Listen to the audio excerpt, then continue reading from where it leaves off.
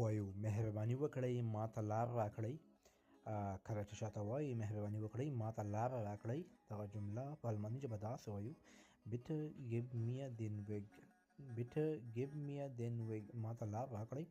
او که تاسو ته دغه جمله څه وایي، تاسو ورته وایي هیله کوم لږ صبر وکړه، هیله کوم لږ صبر وکړه، یا مهرباني وکړئ لږ صبر وکړئ. دغه جمله بیا په الماني ژبه داسې وایو: bitte warten.